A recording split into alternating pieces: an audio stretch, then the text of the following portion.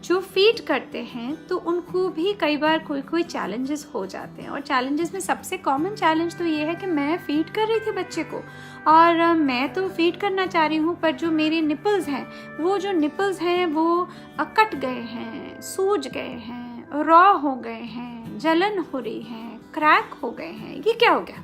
Breast care का सबसे पहले चीज़ क्या है? अगर आप बच्चे को दूध बॉटल से भी पिला रहे हैं, निपल से भी पिला रहे हैं, आप बॉटल धोएंगे, स्टेरिलाइज करेंगे, निपल को स्टेरिलाइज करेंगे। यहाँ पे कुछ स्टेरिलाइज करने की ज़रूरत नहीं है, पर सादे पानी से या पानी साबुन से या सादे साफ पानी से आप ब्रेस्ट को पोंछिए दूध पिलाने से पहले और दूध पिलाने के बाद, तो साफ हो गए।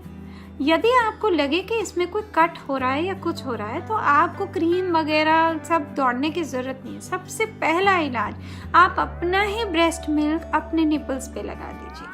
वो फैट में रिच है, उसमें एंटीबॉडीज़ हैं, इन्फेक्शन रोकने की चीज़ें हैं, तो सबसे पहला तो ये इलाज है।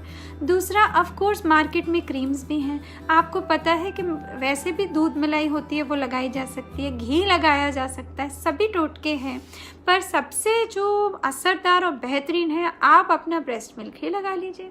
अगर किसी के सोर हो जाता है एक राइट साइड का, सपोजिंग ब्रेस्ट का निपल, तो लेफ्ट साइड से फीड करिए और राइट साइड से मत करिए, पर उसका दूध निकाल के एक्सप्रेस कर दीजिए या फेंक दीजिए, जिस तरह की उसकी रिक्वायरमेंट या ज़रूरत है। आपको अगर लगता है कि नहीं, मेरे ब्रेस्ट के जो निपल्स हैं वो अच्छे से डेवलप नहीं हैं, तो इसलिए उसके ऊपर निपल प्रोजेक्टर्स भी होते हैं, निपल एलिवेटर्स भी होते हैं, निपल शील्ड्स होती है। निपल शील्ड होती है ताकि ये जो कट रहे हैं आपको तकलीफ ना हो, और बच्चा जब तक वो हील होता है, ठीक होता है, तब तक आप शील्ड लगा लें।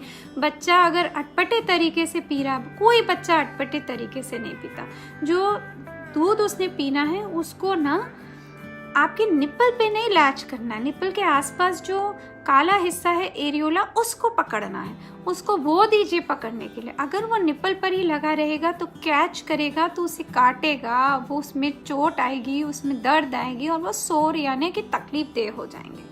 और यदि आप दूध नहीं पिलाती हैं ठीक तरीके से, एक ब्रेस्ट से नहीं पिलाती, तो कई बार ब्रेस्ट के अंदर दूध की गांठें बन जाती हैं, और ये गांठें हमको ना एक किस्म से मालिश करके, एक्सप्रेस करके इसमें से दूध निकाल देना चाहिए।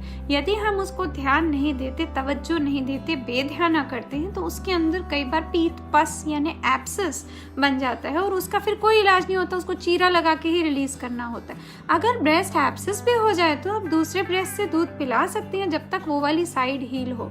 ये मैंने जो छोटी छोटी आपको बातें बताई बहुत ज़रूरी।